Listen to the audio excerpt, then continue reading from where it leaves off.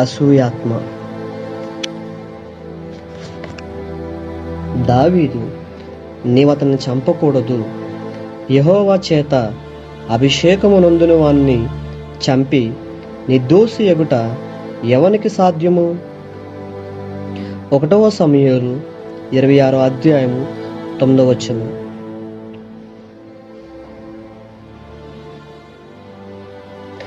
దావీదు జీవితమును వెదుకుచున్న సౌలు కథ ఇది. సౌలులో అసూయాత్మ వచ్చినది. ఒకప్పుడు దేవుని ఆత్మతో నింపబడ్డవాడే, కానీ ఇప్పుడు దురాత్మతో పట్టబడిన వాడైనాడు. ఇప్పుడు అతడు దావీదును తరుముచున్నాడు.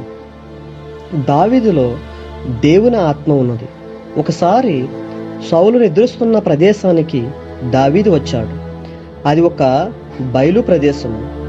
అతని సైన్యముతో అతడు నిద్రిస్తున్నాడు.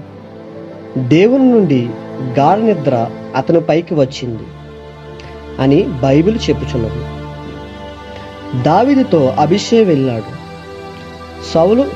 సౌలుకు దగ్గరలో ఒక ఈట ఉన్నది, నాకు ఆజ్ఞ ఇమ్ము, అతనిని పొడిచి చంపుతాను అని అభిషే దావీదుతో అనెను. దావీదు భయపడ్డాడు. ఆ తలంపే చెడ్డది, అది అతనికెన్నడూ రాలేదు. అభిషేకు దావీదుకు మధ్య ఉన్న వ్యత్యాసం ఏమిటంటే,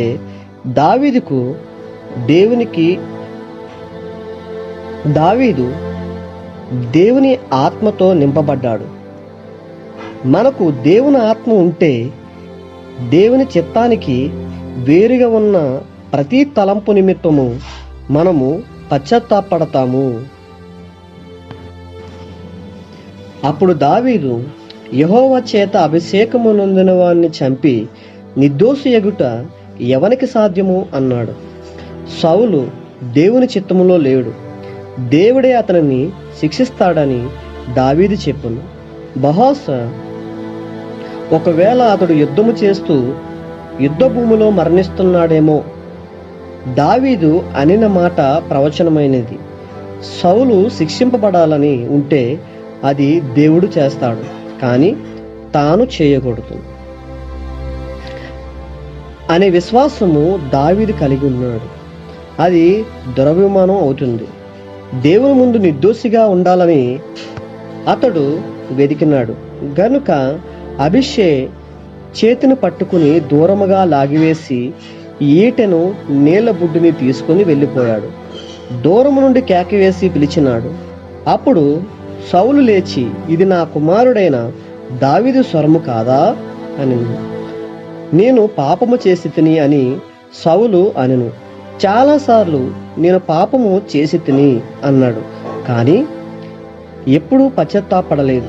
నేను పాపిని అని చెప్పడం సిరువే, అయితే నీ పశ్చాత్తాపము ఎక్కడా? ఎందుకు అతన్ని పశ్చాత్తాపడలేక పోతున్నాడు? అతనిలో దురాత్మ ఉంది.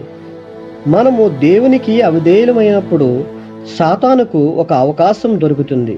ఒకడు నిజంగా కాచుకోకపోతే అక్కడ ప్రమాదం ఉంటున్నది. తాను తన 2 కుమారులు చనిపోయే వరకు ఒక దురాత్మ సౌలును నడిపింపగా అతడు వెళ్ళి దావీదును చంపవెదికినాడు.